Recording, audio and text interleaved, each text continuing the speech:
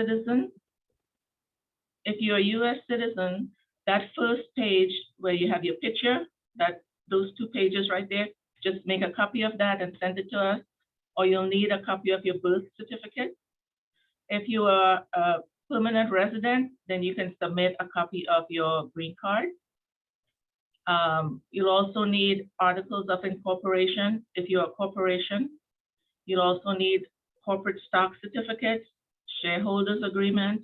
If you're an LLC, you'll need the official certificate of formation and operating agreement with any amendment. I've had people said, they don't have one, how do they get one? And the best way to find one is just to Google operating agreement and use that as a guide to creating your own operating agreement. Next, please.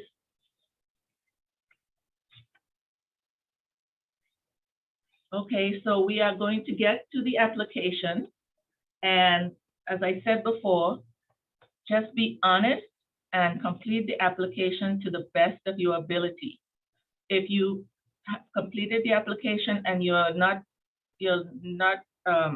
comfortable or you don't understand something, you can make an appointment to come into our office with the application and we'll review it and answer any questions that you may have. But you must fill out the application before you come to the office.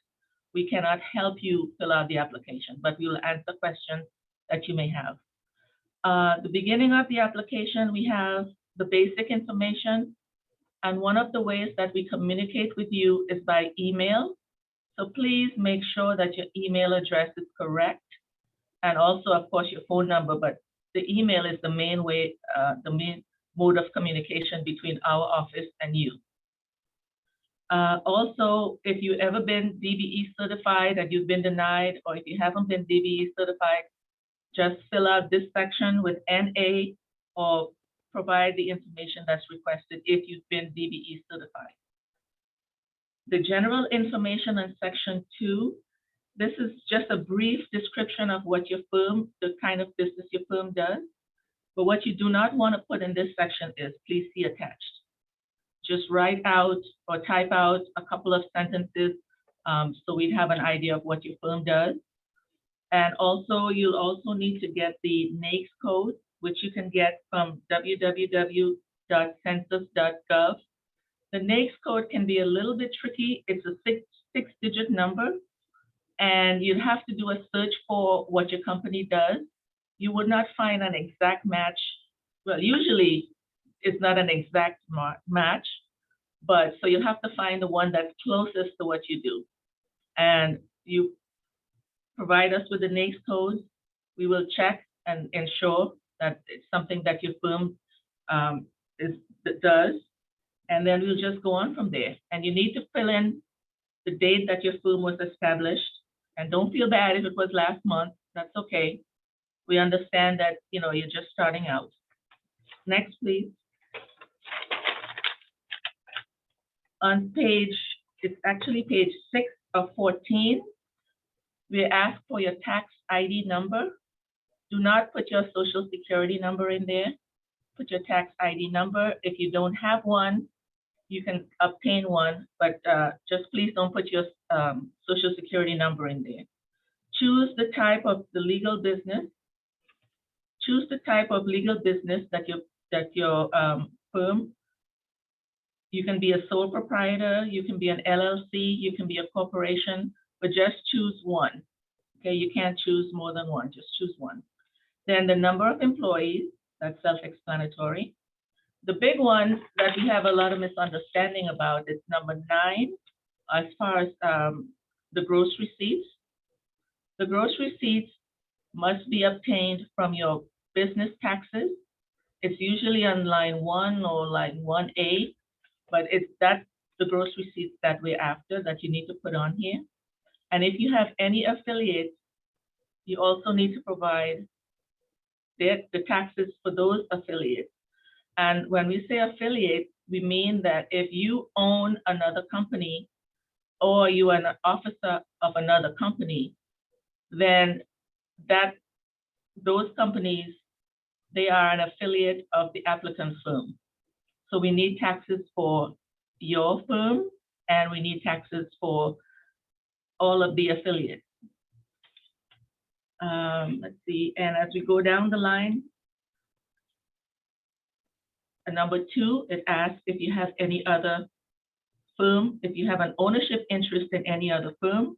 Again, just be honest. If you do, that's fine, and just explain as requested. Next, please. On page 7 of 14, you fill in the majority owner's information, the name, the title, the home phone, but you cannot use a post office box for the address. It must be an actual street and number address. And then on number 5, you choose the gender. Number 8, you put the percentage, the number of years that you've been in business, and then the percentage of ownership. If you're 100% owner, that's where you put it, 100%. If you're 51%, that's where you'll put 51%. Going down on, let's see, B, they ask for additional owner information. Just make sure that you understand what they're asking, and just take your time. It's, you have time. It's not a rush. Just take your time, and you'll be okay. On number 4A, when it asks for your personal net worth, that will be the number that I'll show you where you can obtain that number in the financial statement. Just don't leave it blank. Anything that you leave blank, we'll send back to you to fill in the information. Next, please.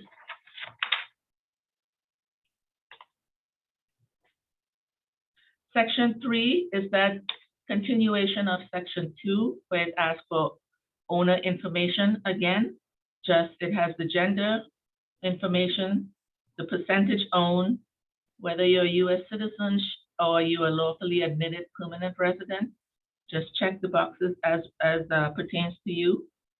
Again, if there are more than one owners, like if the previous owner was 51%, and there's a second owner who's 49%, this is where you'll put the 49% on number 9, and fill in the same information for that other owner. And again, the personal net worth will come from the financial statement. Next, please. As I mentioned before, control is a big issue. So we want to make sure that you have control of the company.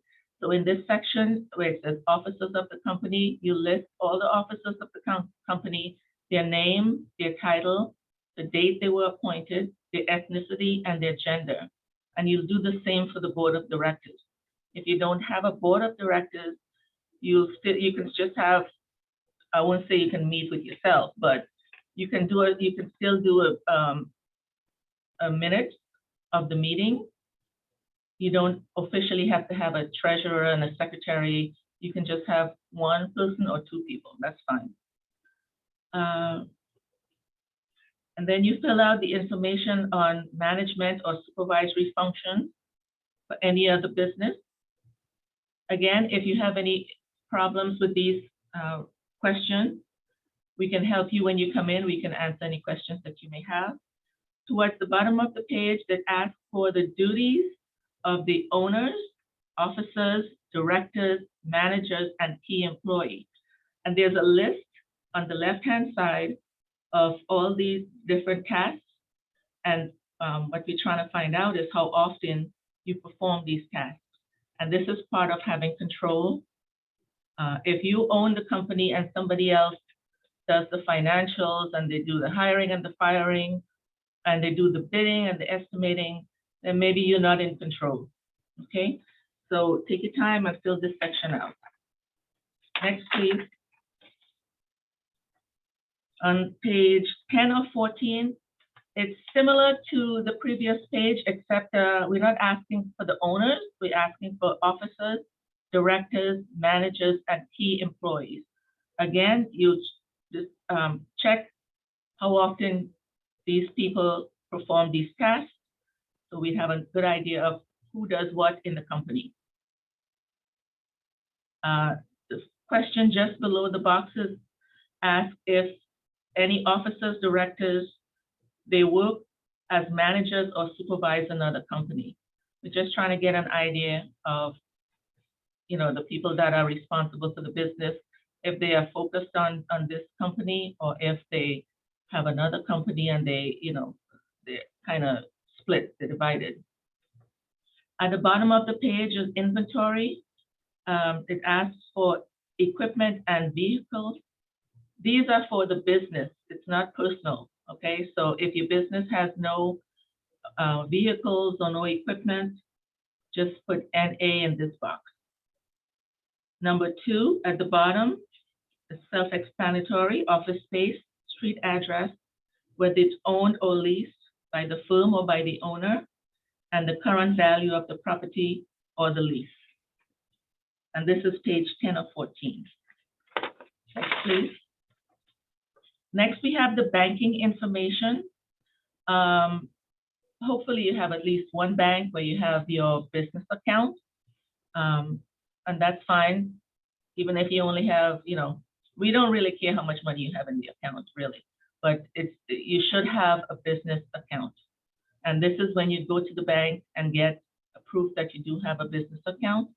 And we'll know, the information we are looking for is that the firm's name on there and who has signature authority on the account. Let's see. And number G, it says list all the contributions or transfers of assets. Now this is this is for the last 2 years. So if you took or you transferred $5,000 from your savings into your business account within the last 2 years, this is where you put that information. And at the bottom, are we on the same page? Oh yeah. So at number H, it asks you to list the licenses and the permits.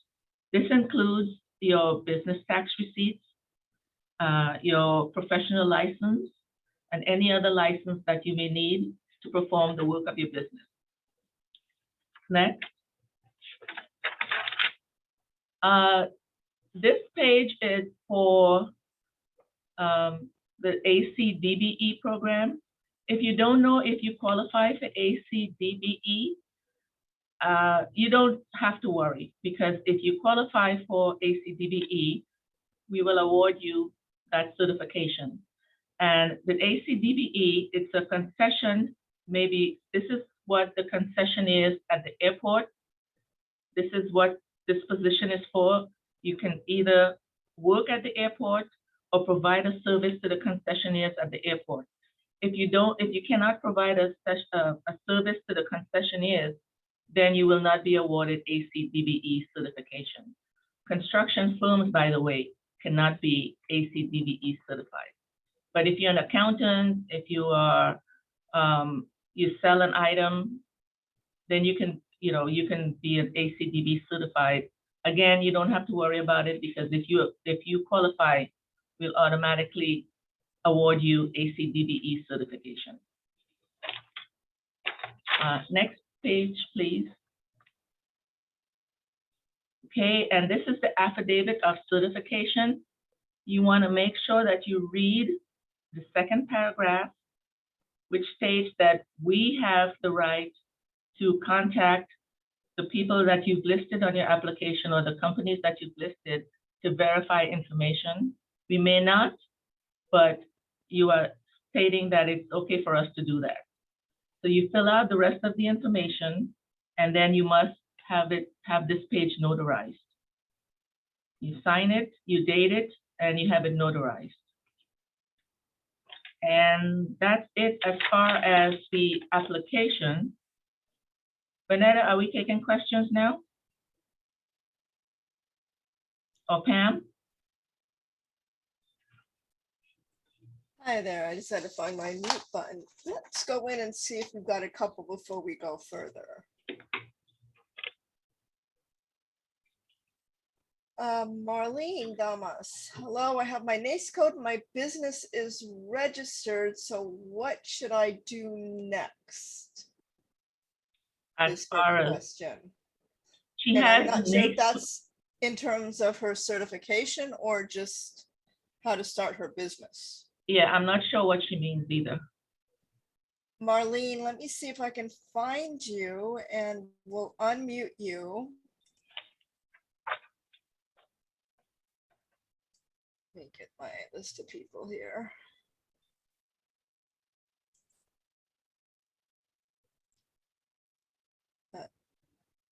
Oh, that's why, sorry.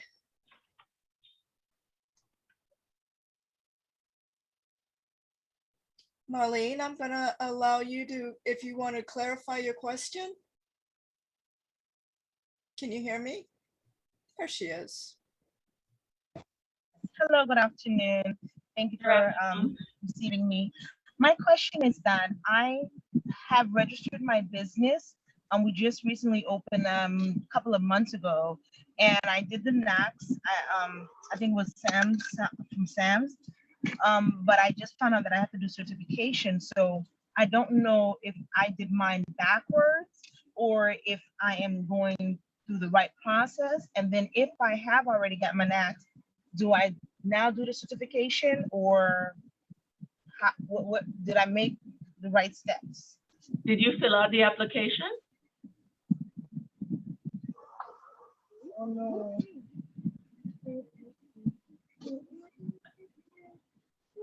Did you hear me? Yeah, I heard you. I'm still not understanding what your question is. I know you got your NAICS code.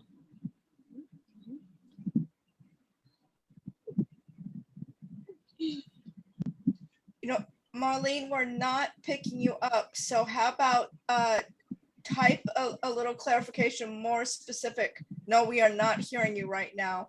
And it might be something we want to talk one-on-one offline with Dawn. You have our contact information, which we have in our chat. And it might be something we want to follow up with you, okay? I'm going to move on to the next question. Okay. Let's see here. We have a few.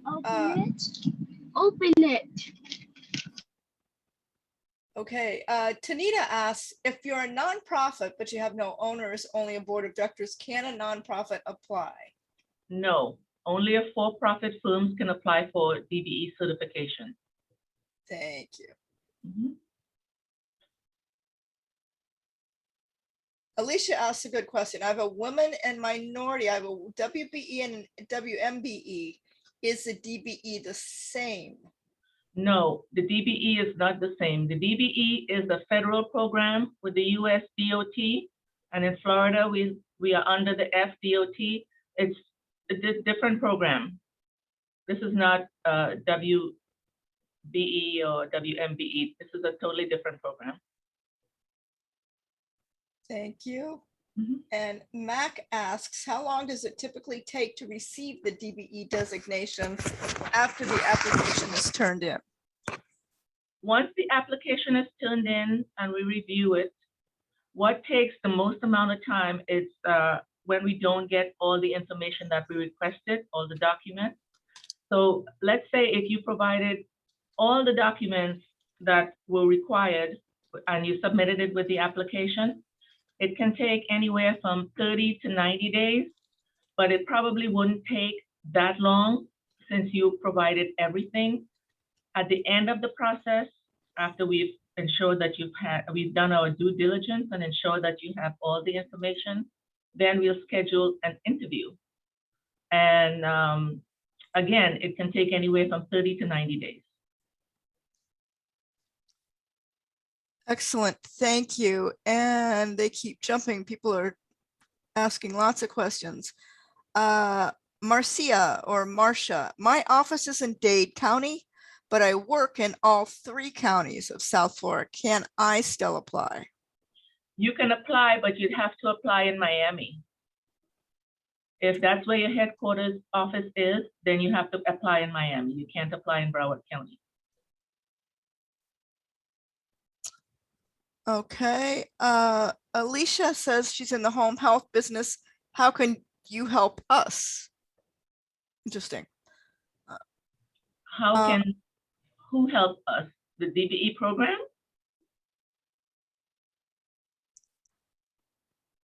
Alicia, we're going to need a little more clarification on that. The DBE program, as you understood, would be for any projects or anything that receives federal funding. So if you are going to do any bidding with the county that's either with aviation or transportation, then the DBE program is what would work for you. If you're looking to get into healthcare, for example, that would fall mostly under our local program or with Right. Broward Health, other agencies. So the DBE program, based on what you're telling me you do, may not be the best outlet. However, I don't want to say it's not the way to go. You're right on that, Pam. It sounds like she should look towards the local program, the CBE, SBE certification. We do have several home health agencies that are currently certified. Exactly. And I think you've answered Randy's questions by answering Marcia's. Randy's asking, is the same application for Miami-Dade County firms? And the answer to that is no. Well, it's Well, the same application type,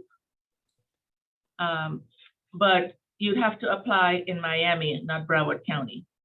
Like this application doesn't say it's Broward County, it's just that certification information and the financial statement. So you probably end up using the same application. It's just that you have to submit it in Miami.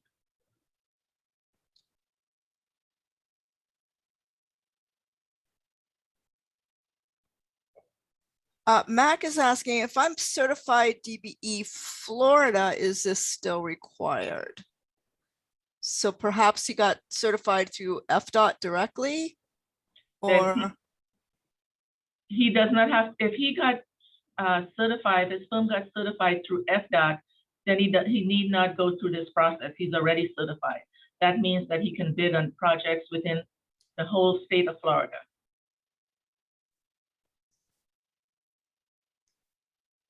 okay. Randy's wanting to know where to apply. Let's see, where did that go? It just jumped. Sorry about that. Give me 2 seconds here as I'm going through. If I'm certified, that's.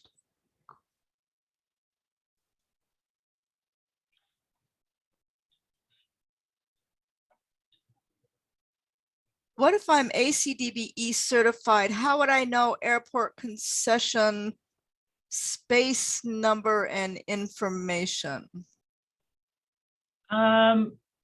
You know, Pam, if you can take that person's number or email address, I will answer it that way, because we had a question like that on the last session, and it's not an easy answer. I had to go to one of our airport specialists to get the answer, and I don't remember what the answer was. So if you can get the email address or something, I can answer that question.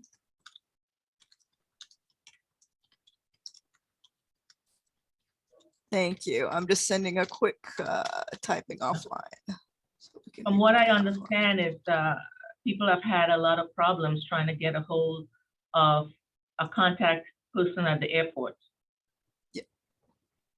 Okie doke. All right, continuing on. We have lots of things here. We'll try to get through these as quick as we can. Can you provide a service such as uniforms, embroidery, printing to concession stands in the airport? If so, can I apply for the ACDBE certification? Yes, you can apply. I'm not sure if you know, they have a concession for embroidery and that sort of stuff, but yes, you can apply, and you can, you know, contact the same person. If you want to get the information, I'll give you that information as well. You can contact them and speak to them, because I really can't speak as far as what they accept in the airport. But you can go ahead and be DBE certified, ACDBE certified. And I would like to add to that, on top of what Dawn is saying, remember, it's the business first. You have to make sure there's a market for your business. You have to know who it is you're selling to, Right. what they need, and find out how the concession program, when those concessionaire opportunities don't come up very often, but they do come up. And in order to do anything, you do have to be certified. But first and foremost, you want to find out, is there opportunity in that before you jump through the hoops of going for the application. Moving on. Hi, I'm new in this position. Okay, it looks like she's new to her position, Evelyn says, and the person before her started the application. She needs to know what she needs to do to complete the application for her office. So it might be something that was in process. If someone started it, you just need to continue with the application and just provide the documents that are listed on the checklist. But you can pick up where the other person left off. And again, fill out the application to the best of your ability. And if you have any questions, you can call our office to ask us over the phone, or you can call and make an appointment, and we'll sit with you and discuss, your questions, answer your questions for you. Alicia asks, where do I submit the application? Is there an email ID? Because the application packet can be a little large, the best way to submit it would be to mail it to us.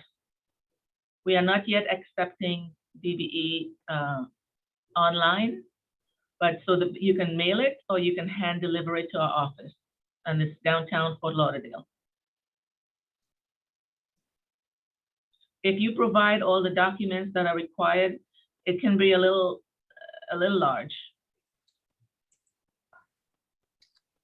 And Mac is asking, is there a list of professional services needed by FTOT so that I can see if the services we provide are appropriate for DBE?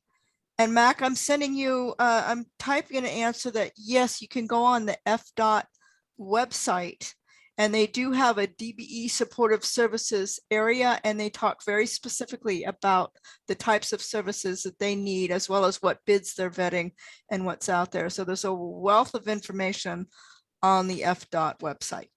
Thank you, Pam. All right. I'm trying to talk and read and type at the same time. So hold on.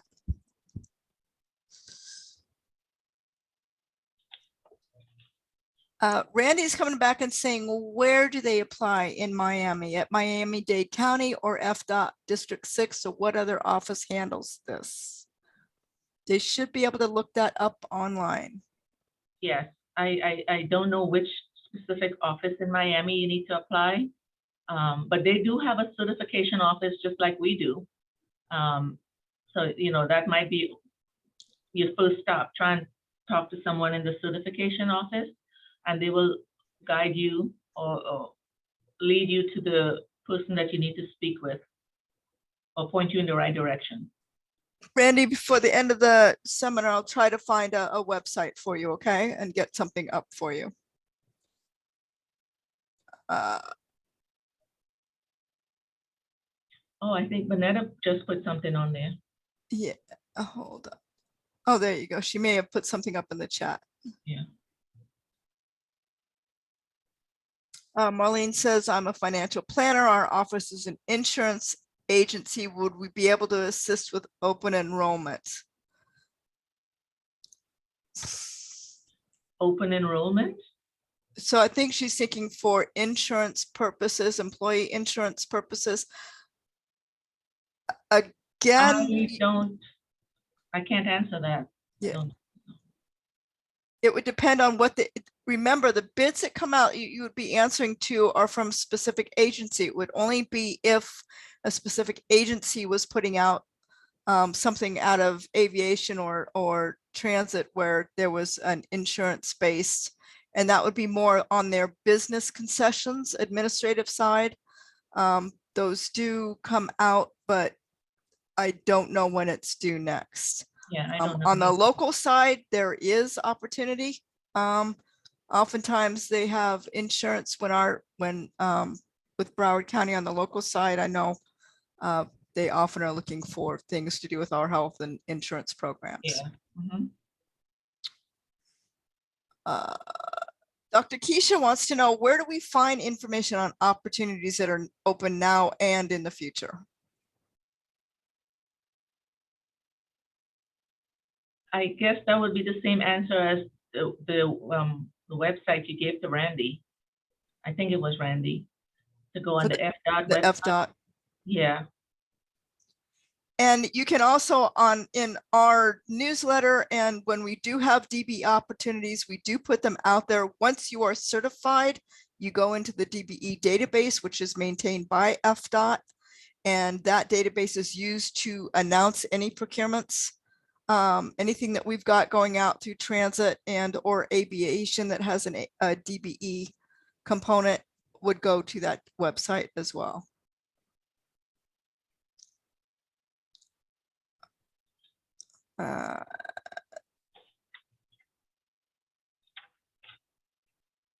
And Rose wants to know about Palm Beach County DBE. We'll try to get that information for you as well, Rose Jean. Okay, Tanya asked a good question. You said we can't leave anything blank, but page 8 does not apply to me and will have to be left blank. Can I leave it blank? no, you cannot leave it blank. Just put NA. Whatever does not apply to you, put NA. This way, we are aware that you have seen it and it doesn't apply to you. Sometimes if you leave it blank, sometimes we think maybe you didn't see it. So if you've seen it and it doesn't apply to you, just put NA on that page. Excellent. And with that, we have gone through all the questions so far. I am going to take a quick look. There's a lot of information in the chat. And what I want to do is go ahead and just close this out for a second. Take a look over here. There we go. The Palm Beach, my backup is giving you guys a wealth of information here, and we will make sure that when we send out the information about this program, about this seminar, we will include a transcript of the chat so that you have these links. With that, Dawn, I'm going to turn it back over to you because I know you want to go on. We're not done yet. We have the Pnw statement. So with that, let's go ahead and move forward. Okay.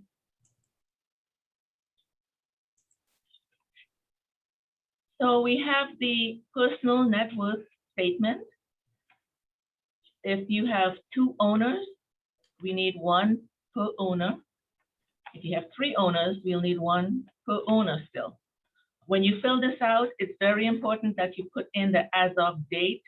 We want to ensure that it's current. It's not something that you filled out last year. So as of date, you fill that in. And you fill in the information on the top that they're asking, the basic information, your name, your address. Again, you cannot use a post office box. It has to be a street address. You'll fill that out, and then you fill out the assets. Pay attention to what they're asking here, the information that they're asking for. For example, the life insurance on the assets, that is only the current cash value. It's not the term life of the policy. Because sometimes if you put the term life of the policy, then your personal net worth would exceed the program's limit. So it's just the current cash value. On the liability side, on the mortgages or real estate, again, this is excluding your primary residence, because if you put your primary residence there, the mortgage amount, that might take you over the limit for the program, which is 1.32 million. So under assets, you'll fill in if you have any loans, if you have real estate, again, excluding your primary residence, life insurance, personal property and assets. You total that, you total all your assets, you put it where it says total assets, and then you do the same for liabilities. You fill in the loan on any life insurance policies that you may have, mortgages, notes, obligations on personal property, notes and accounts payable to the bank. So you want to fill that information and again, total it where it says total liabilities. The assets minus the liabilities gives you the net worth. That's the number that you are going to put on page 8, number 4A, where it asks for your personal net worth. That's the number that you are going to put there. So that's why I said if you have 2 owners, 1 per owner, you fill in for the first one, and then the next page also will ask for the personal net worth of the other owner. What you need to know is the information that you put, the assets and the liabilities. After you've gotten to the net worth, everything else is pretty much a backup for the information that you provided for the assets and liabilities. It's just breaking it down into smaller bits so that we'll have a better idea of what your assets and liabilities are. This there's only 3 pages. The next page, please, Pam. Yes, so again, this is just a breakdown of the total amount that you put on the assets or liabilities. This is just a breakdown of it. So just fill it out to the best of your ability. And again, just be honest, because when we do the interview, if you give conflicting answers, it's not so good. And on the last page, page 3, this is where you'll put your type of assets. You list your household goods, the jewelry, any other assets that you may have. And you also need to get this page notarized. Next page, please, Pam. You need to get this page notarized. You sign it, you date it, and you notarize it. And this goes along, becomes part of the DBE package. So you have the DBE application, you have the personal net worth statement, and then you have all the other documents that are required for us to process your application. And that's it as far as the financial statement. Does anybody have any questions? Oh, at the back of the page, there's information here that relates to the financial statement. So you might want to read that to totally understand what they're asking you for and how you can break it down. That's it, Pam. Okay, Dawn, we have 2 more quick questions. One I was going to answer offline, but since you're here, and here they come. How do I obtain a list of your part usages and repair parts for aircraft and aircraft engines? I have no idea.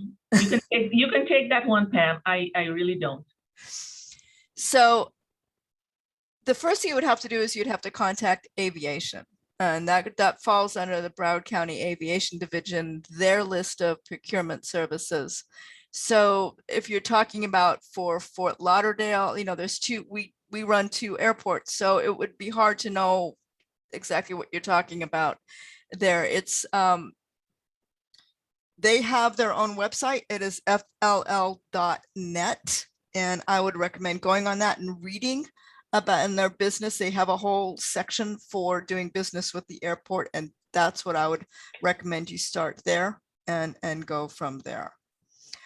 Brian Caldwell asked, is the 1.32 million per owner, is the 1.32 million cap per owner or the total sum of all owners? No, it's 1.32 million per owner. So if you have one owner who has a personal net worth of $900,000, and you have another one that the other person has 1.42 million, then the firm doesn't qualify because one of the personal net worth exceeds the limit, the program's limit. So it's per owner.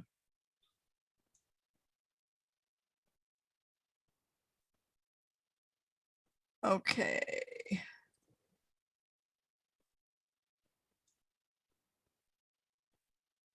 So Clifford states, our company sells plumbing fixtures, but we're not sure if we have to be certified before we're considered for CBE certification. So I don't know how you can be certified to be considered to be certified. But I think what you're asking is, do you need to be certified in order to possibly sell your plumbing fixtures?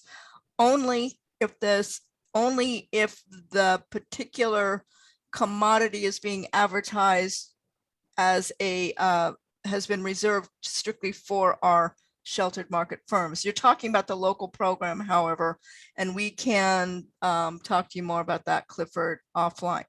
If it's an open market bid, you do not need to be certified to bid on it. Right.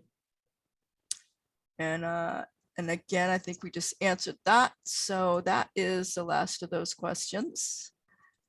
We answered that one.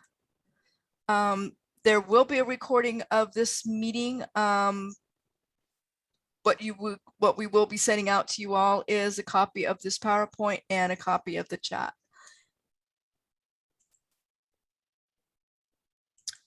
With that, my name is Pam Danberg. I'm with the Community Relations and Outreach sections for OESBD. We appreciate your time. If you have any other questions, you can reach out to Dawn. I'm going to put up her. Whoop. Let me back that up real quick.